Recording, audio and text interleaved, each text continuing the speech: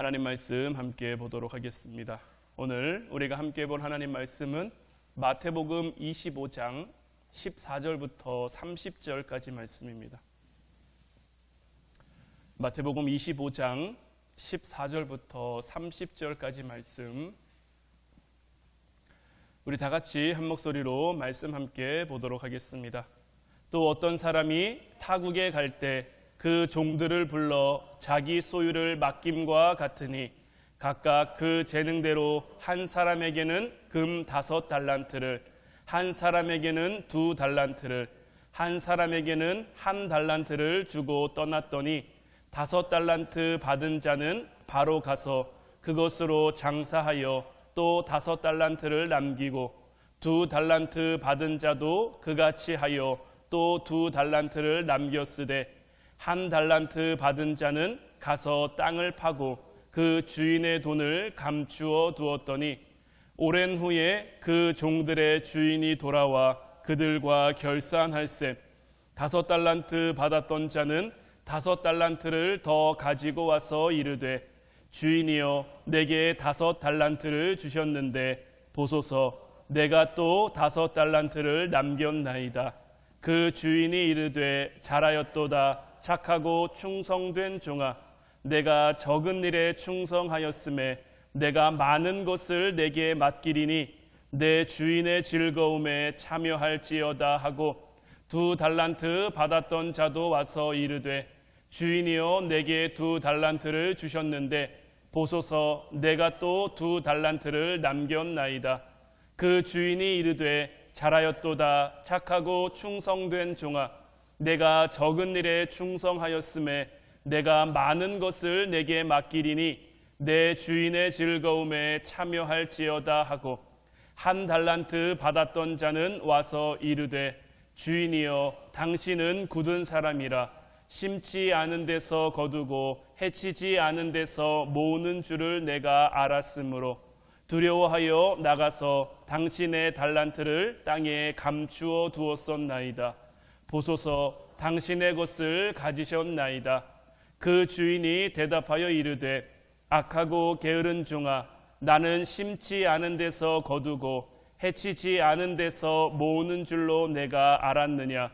그러면 내가 마땅히 내 돈을 취리하는 자들에게나 맡겼다가 내가 돌아와서 내 원금과 이자를 받게 하였을 것이니라 하고 그에게서 1달란트를 빼앗아 10달란트 가진 자에게 주라. 무릇 있는 자는 받아 풍족하게 되고 없는 자는 그 있는 것까지 빼앗기리라. 이 무익한 종을 바깥 어두운 데로 내쫓으라. 거기서 슬피 울며 이를 갈리라 하니라. 아멘.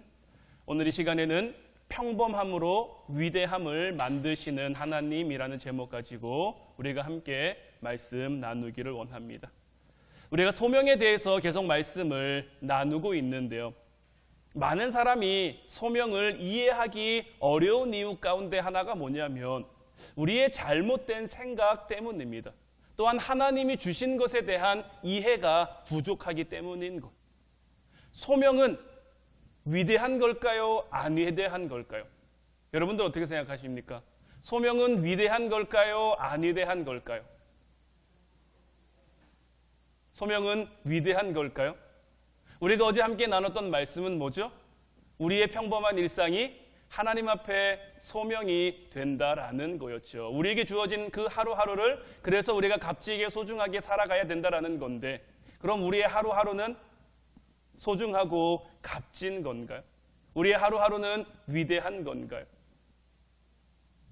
소명이 위대한 이유는요, 하나님이 우리에게 주셨기 때문에 위대한 거예요.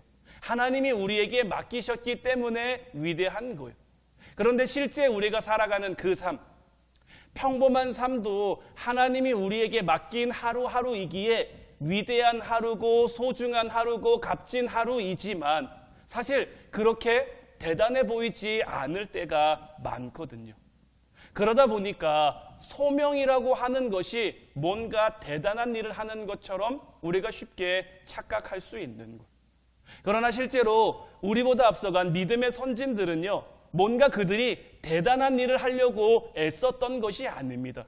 그저 하나님 앞에 그들에게 주어진 하루하루를 그냥 성실하게 순종하며 충성스럽게 살아간 것뿐이에요. 우리가 아브라함을 가리켜 믿음의 조상이라고 부릅니다. 아브라함이 처음부터 믿음의 조상이었습니까? 아니에요. 아브라함의 처음 믿음은요, 글쎄 어떤 의미에서는 우리만도 못할 수도 있어요. 왜냐하면 우리는 하나님을 다 알고 믿는 거고 아브라함은 아무것도 모르고 믿었으니까요. 어느 날 갑자기 그에게 나타나셨고 내가 너에게 보여줄 땅으로 가라. 내가 너로 하여금 큰 민족을 이룰 것이다. 이 말씀을 주셨단 말이에요. 그 전에 아브라함 이전에 물론 믿음의 사람들은 있었습니다마는 아브라함이 정말 이 사람이 내 신앙의 롤모델이지, 이 사람이 내 신앙의 어떤 교보제지 하면서 따라갈 만한 그런 사람이 있었습니까? 없었단 말이에요. 그의 집안이 하나님을 잘 믿는 집안도 아니고 그의 집안은 우상을 만드는 집안인데 아브라함이 뭘 보고 하나님을 알며 뭘 보고 하나님을 믿을 수 있겠습니까? 그러다 보니까 하나님이 주어진 그 길을 하루하루 살아가는 것이 굉장히 투박하죠. 서툴고 어색하기도 합니다. 어떨 때는 믿었다가 어떨 때는 또 믿지 못했다가 어떨 때는 하나님 말씀에 순종하며 갔다가 또 어떨 때는 순종하지 못하다가 그런데 그런 아브라함의 하루하루의 삶들이 모여서 믿음의 조상 아브라함을 만들어낸 거예요. 여러분들 만약 하나님이 아브라함에게 75세에 이삭을 주셨어요. 내가 너에게 주겠다 하고 바로 주셨단 말이에요. 그리고 나서 이삭을 나에게 바쳐라. 그랬다면 아브라함이 하나님 앞에 이삭을 바쳤을까요? 안 바쳤을까요? 저는 못 바쳤다고 봅니다. 왜냐하면요, 아브라함이 하나님께 이삭을 바칠 수 있었던 것은 그 25년의 삶을 통해, 아니죠, 25년보다 훨씬 긴 삶이죠. 하나님이 아브라함에게 이삭을 바치라고 했을 때는 이미 이삭이 소년의 나이쯤이었으니까요. 그러면 대략 한 30년에서 40년간 아브라함이 하나님과 동행하는 그 삶을 살다 보니까 하나님의 위대하심이 어떤 건지, 하나님이 일하시는 그 방법이 어떤 건지, 하나님의 그 크심이 어떤 건지, 이미 태가 끊어졌던 더 이상 자녀를 낳을 수 없는 그 사라를 통해서 이삭을 태어나게 하신 그 하나님의 은혜, 하나님의 놀라움을, 이런 것들 다 겪었으니까 혹 하나님이 내게서 이삭을 데려가시더라도 하나님이 나에게 주신 약속이 있으니 얼마든지 그 약속을 위해서 하나님이 역사하실 거라는 것을 이제 믿을 수 있으니까 그렇게 아브라함은 이삭을 바칠 수 있었던 거죠. 아브라함이 이삭을 바친 곳이 어디입니까? 모리아산이죠. 모리아산. 근데 여러분들 이 모리아산이 또 어떤 곳인지 아십니까? 이 모리아산에 솔로몬 성전이 세워집니다. 또 이 모리아산에서 어떤 일이 일어난지 아십니까? 예수님의 십자가 구원이 완성됩니다. 아브라함은 이삭을 하나님 앞에 바치던 그 순간, 하나님 앞에 드리려고 했던 그 순간 이 모든 것들을 다 알 수 있었을까? 이 모든 것들을 다 내다볼 수 있었을까요? 그냥 아브라함은 자기에게 주어진 그 삶을 순종하며 살았을 뿐이고요, 하나님께서 그것을 통해 놀라운 일들을 이루어 가시는 거예요. 그런데 우리는 성경을 통해서 하나님이 하신 위대한 일들을 이미 알죠. 아브라함이 어떤 삶을 살았고, 이삭이 어떤 삶을 살았고, 다윗이 어떤 삶을 살았고, 그래서 어떨 때는 이 소명이라는 것이, 소명의 삶을 살아가는 것이 오늘의 순종을 말하기보다는 어떤 위대한 업적이나 아브라함이 이삭을 드리는 것처럼 그런 어떤 위대한 일을 감당하는 것이 소명이다라고 잘못 오해하며 생각할 때가 있는 거죠. 다시 말씀드립니다마는 소명의 삶은 위대한 게 아닙니다. 하나님이 그 삶을 위대하게 만들어주시는 거고요. 그저 우리는 우리에게 주어진 삶을 믿음으로 살아내는 것. 우리는 이것을 꼭 기억해야 되는 것. 하나님의 소명을 우리 속에서 이루시는 방법은요, 뭔가 대단한 것을 통해서가 아니라 이미 우리에게 있는 그 평범한 것을 통해서인 거예요. 예전에 제가 주일학교 시절에 배웠던 찬양 중에 삼갈의 막대기, 다윗의 물매, 도르가의 반일, 라합의 밧줄, 이런 가사를 가진 찬양이 있었어요. 이 찬양의 마지막 후렴의 내용이 뭐냐면 평범한 것 바쳤지만 하나님이 쓰셨다는 내용이었거든요. 삼손의 막대기가 그 블레셋 병사들을 때려잡는 도구가 될 줄 누가 알았겠습니까? 도르가의 바늘도 마찬가지고 라합의 밧줄도 마찬가지고요. 이런 것들 아무것도 아니지만 이런 것들을 통해서 하나님이 위대함을 만들어 가신 것. 그러기 위해 우리는 어떻게 해야 되느냐? 작은 것을 통해 큰 것을 볼 수 있어야 되는 것. 평범한 것을 통해 하나님의 위대함을 볼 수 있어야 되는 것. 그렇기 위해서 우리는 어떻게 해야 되냐? 작아 보여도, 때로는 보이지 않아도, 때로는 가치 없어 보여도 이것이 우리에게 주어진 소명이라는 것을 꼭 기억하며 살아가야 하는 것. 오늘 우리가 함께 본 본문 21절과 23절 말씀 두 절이 완전히 똑같습니다. 그 주인이 이르되 잘하였도다 착하고 충성된 종아 내가 적은 일에 충성하였으면 내가 많은 것을 내게 맡기리니 내 주인의 즐거움에 참여할지어다. 우리가 살아가는 일에 어떤 대부분의 그 일들은요 위대한 일이 아니고요 때로는 작은 일들입니다. 우리에게 주어진 삶은요 뭐 영화 같거나 드라마 같거나 이런 삶이 아닙니다. 어떻게 보면 매일 비슷한 삶을 반복적으로 살아갑니다. 그래서 어떨 때는 우리의 일상이 대단해 보이지 않을 수도 있어요. 그런데 하나님은 그 속에서 우리를 보고 계시고요. 우리를 통해 일하고 계시는 거예요. 오늘 우리가 함께 본 본문 말씀은 우리가 달란트의 비유로 잘 알고 있는 말씀이죠. 한 주인이 여행을 떠나면서 세 종에게 각자의 재능에 따라 달란트를 맡기는 거죠. 한 사람에게는 5달란트를, 한 사람에게는 2달란트를, 한 사람에게는 1달란트를 맡기고 길을 떠났는데 5달란트 받은 사람은 그것을 나가지고 장사를 해가지고 5달란트를 더 남겼단 말이에요. 2달란트 받았던 사람도 그 2달란트를 가지고 2달란트를 더 남겼단 말이에요. 그래서 나중에 주인이 돌아와서 결산할 때 5달란트 받았던 사람이 보십시오 5달란트를 주셨는데 5달란트를 더 남겼습니다. 2달란트 받았던 사람도 2달란트를 주셨는데 2달란트를 더 남겼습니다. 그랬더니 주인이 잘하였도다 착하고 충성된 종아 그러면서 하는 말이 뭡니까? 내가 적은 일에 충성했다라는 거예요. 이 적은 일에 충성했다라는 것은 어떤 의미일까요?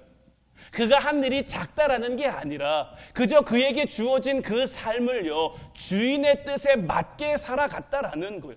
주인이 원하는 삶의 모습으로 그가 살아갔음을 의미하는 거예요. 그가 그에게 주어진 그 삶에 성실했기 때문에 더 큰 것도 더 많은 것도 너에게 맡길 수 있다라는 주인의 칭찬과 인정인 거죠. 그런데 문제는 어디서 나타납니까?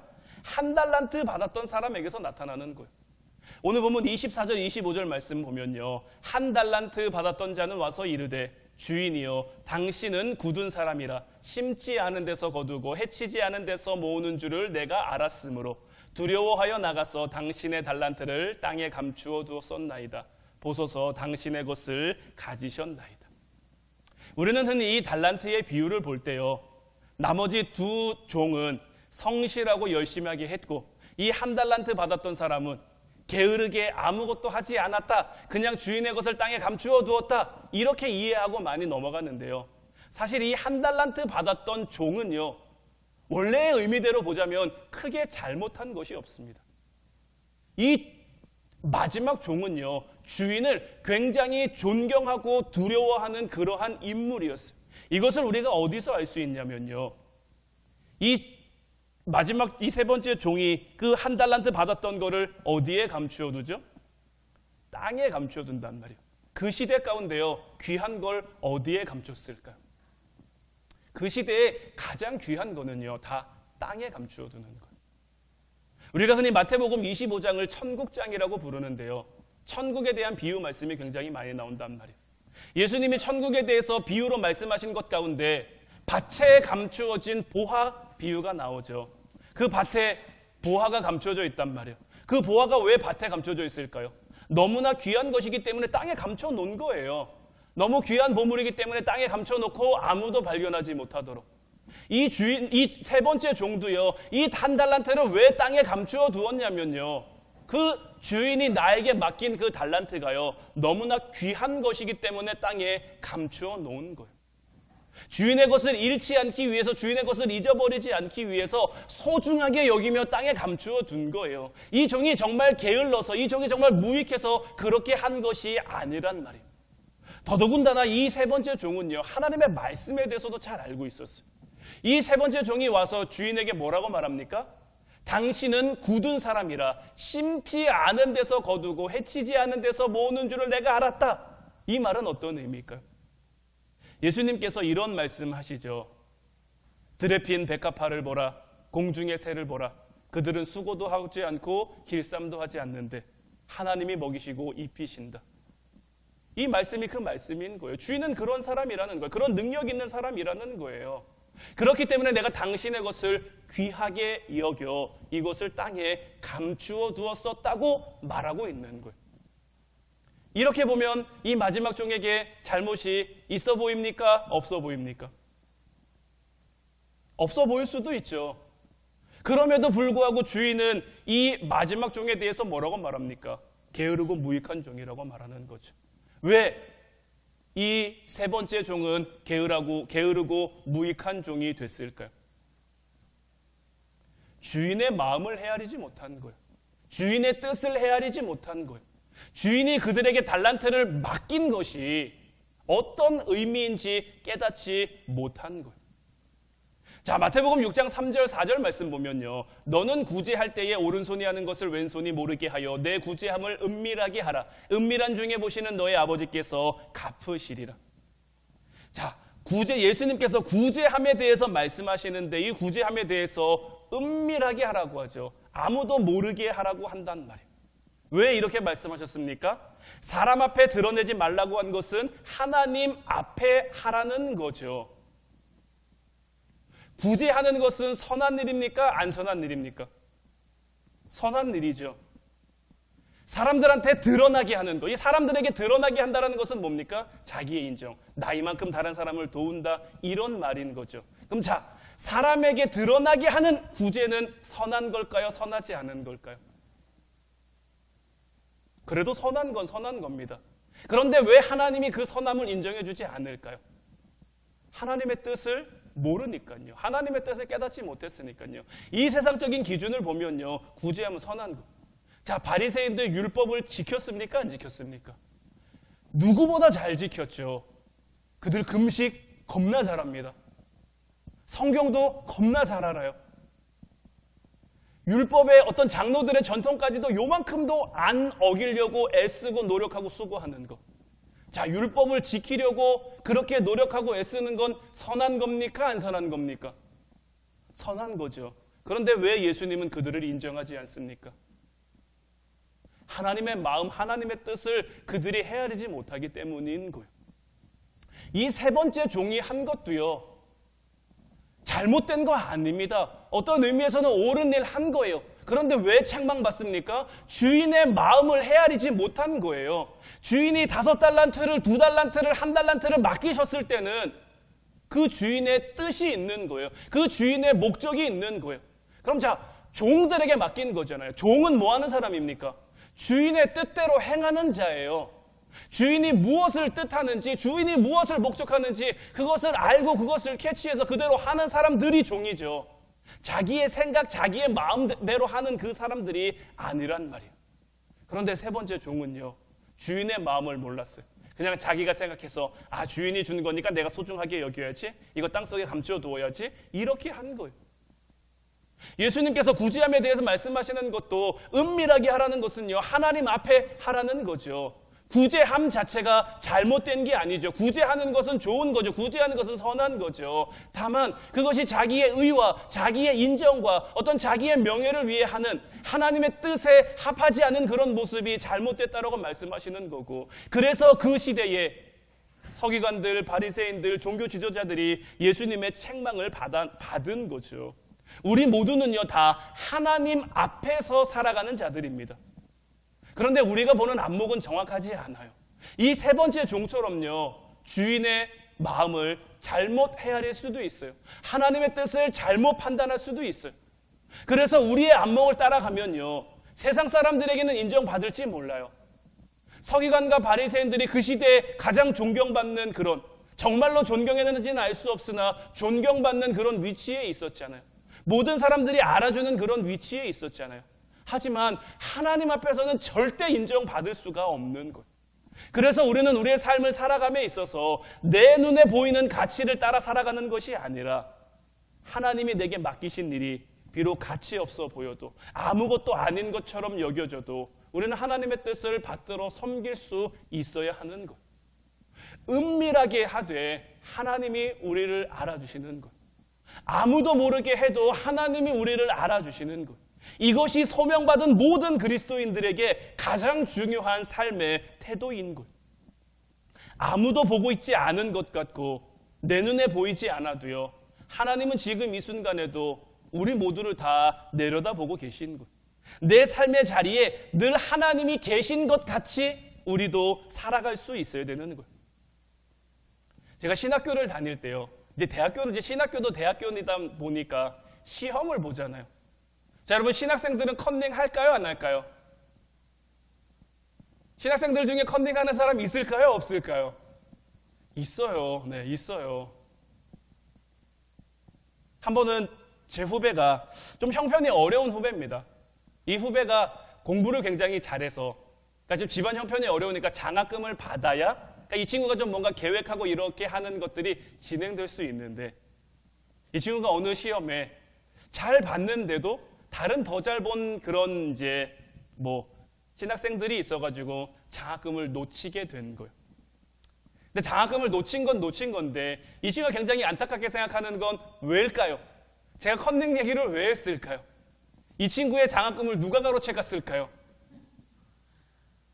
네, 컨닝한 다른 어떤 한 학생이 이 후배의 장학금을 가로채간 거죠. 그래서 굉장히 속상해하면서 자기가 이거를 교수님에게 가서 이야기를 하겠노라고, 이거를 문제 제기해서 뭔가를 좀 바로 잡겠노라고 이야기를 하더라고요. 그래서 제가 그 친구를 말렸어요. 그리고는 이렇게 저렇게 아름아름해서 이 친구를 이렇게 좀 도와줬는데, 그러니까 사실 지금에 와서는 이게 뭔가 되게 잘한 것 같잖아요. 도와준 게. 근데 사실 제가 잘해서 도와준 게 아니고요. 사실 저는 그 친구가 그렇게 문제 제기하는 게 이제 정말 저도 어린 나이에 너무 귀찮았어요. 너무 귀찮았어요. 이게 문제 제기돼서 학교가 시끄러워지면 교수님들이 혹여나 재시험이라도 본다고 하면, 저는 가뜩이나 그 시대에는 공부를 별로 좋아하지 않았는데, 그리고 또 한편으로는 이 친구가 그렇게 문제 제기를 하면 이 시대는 참 이상하죠. 의로운 사람들이 때로는 손가락질 받고 비난받기도 한단 말이에요.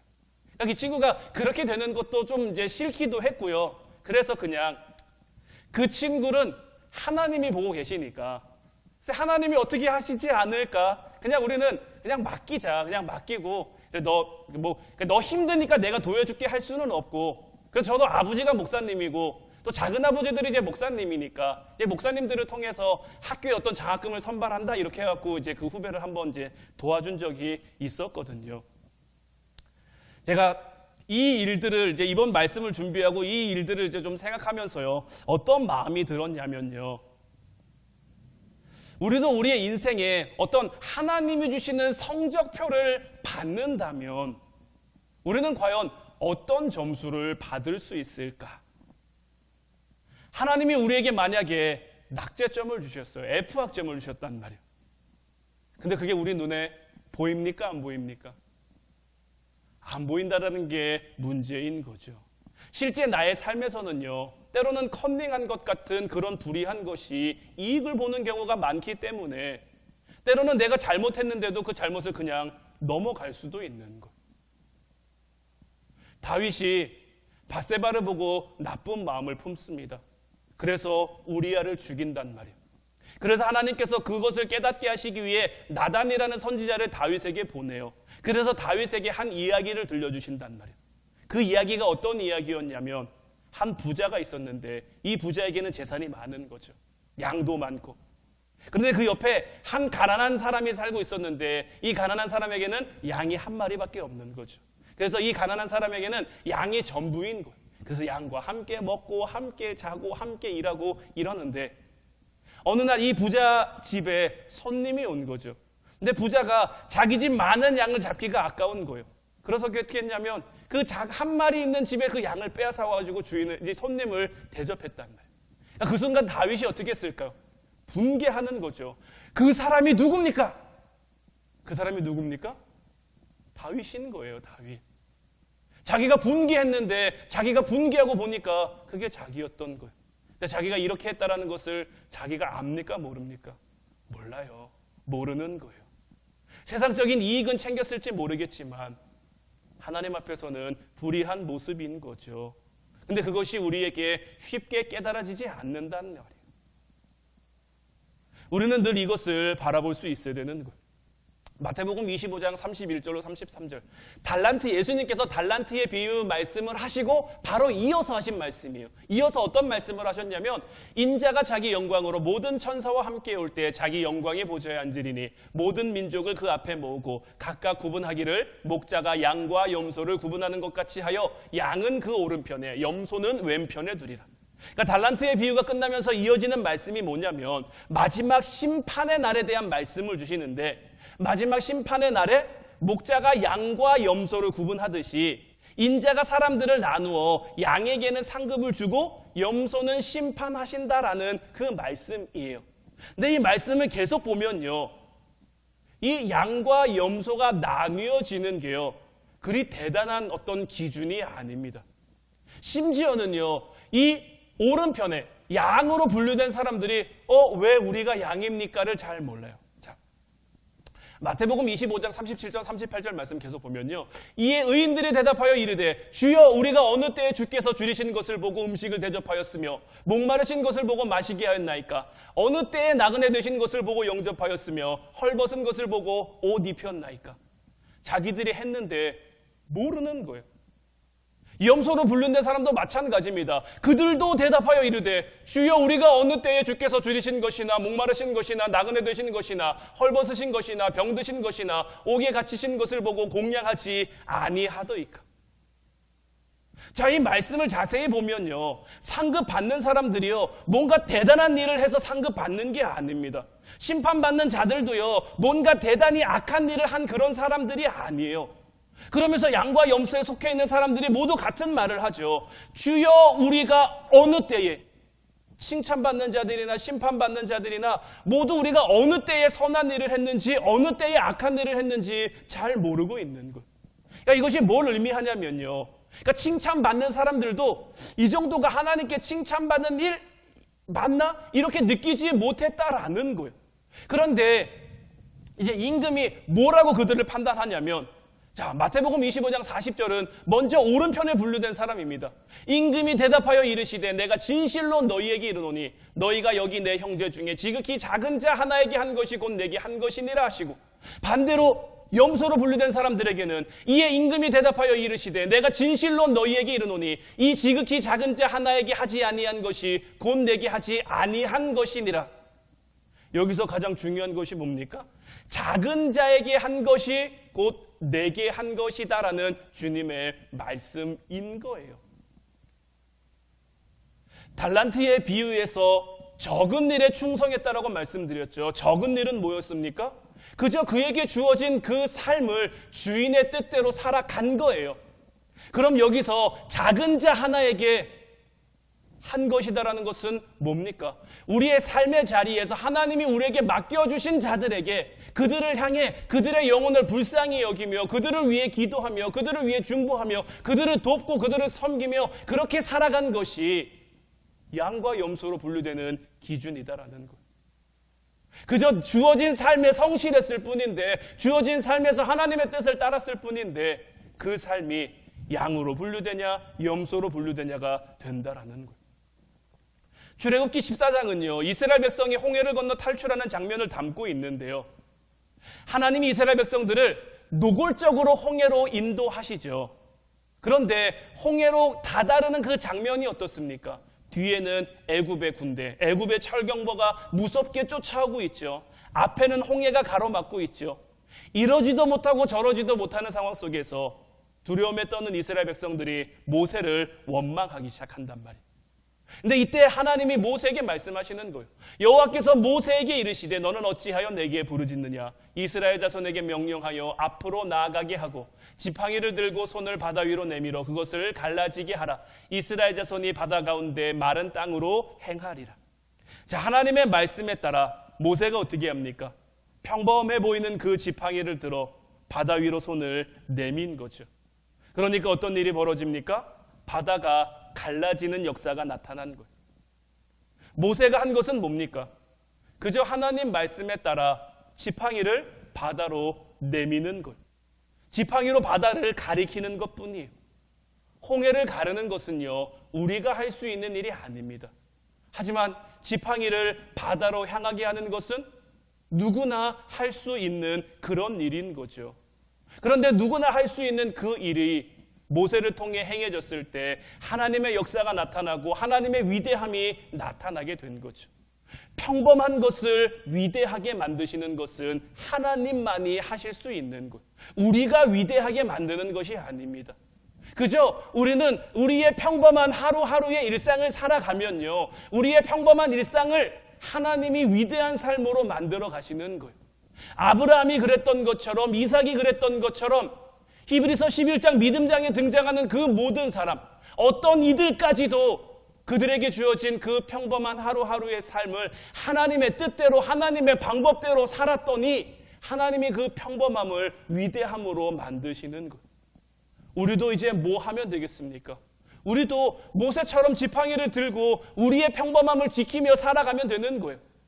타락은요, 평범한 것에 충실하지 못하고 뭔가 위대한 것을 쫓기 시작하면 나타나는 거예요. 사울이 왜 넘어졌습니까? 사울 처음에 굉장히 겸손한 왕이었어요. 하나님의 뜻대로 행하는 왕이었어요.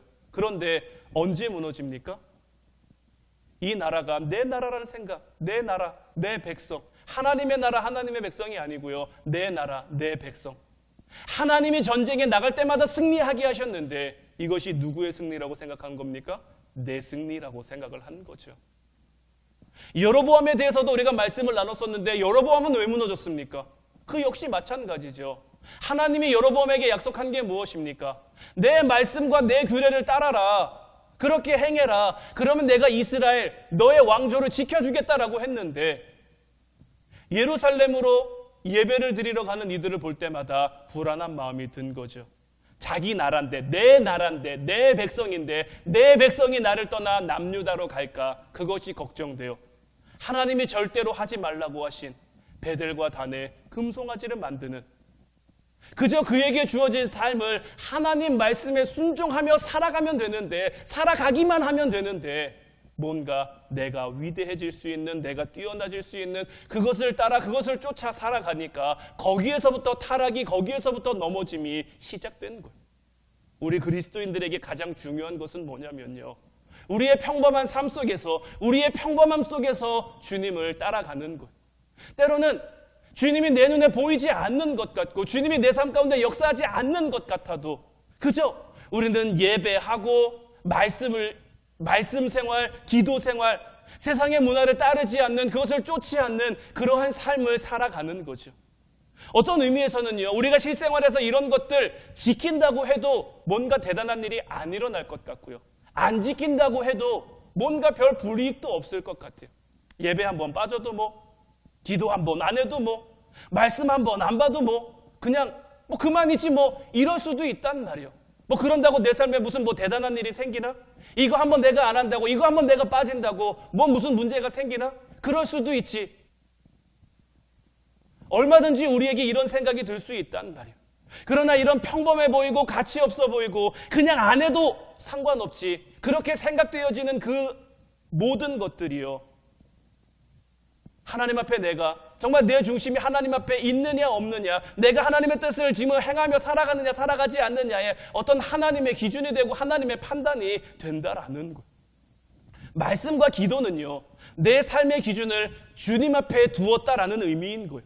내가 세상의 문화를 쫓지 않는 건요, 내가 이 세상에서 조금 불편하더라도 주님의 거룩함을 닮아가겠다라는 거예요.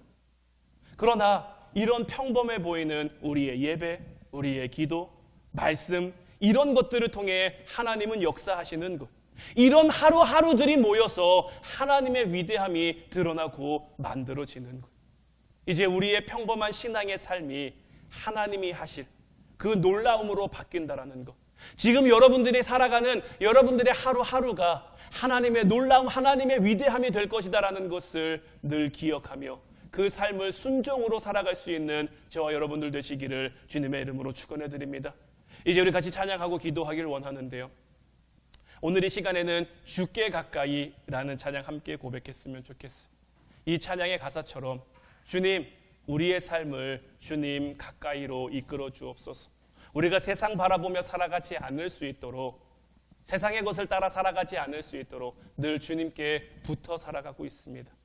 때로는 목마른 우리의 영혼을 주님이 부르셔서 우리의 마음을 만져주시고 우리의 주님을 원하는 그 마음 가운데 주님이 역사하시어서 주님과 늘 함께 진정한 찬양으로 주님께 영광 돌릴 수 있도록, 진정한 예배로 주님께 영광 돌릴 수 있도록 우리의 평범한 삶을 통해 하나님이 일하신다라는 것을 이제 내가 깨달았사오니 더욱 주님과 함께 동행하며 살아가는 저희들이 되게 하옵소서. 우리 찬양하고 같이 기도하도록 하겠습니다.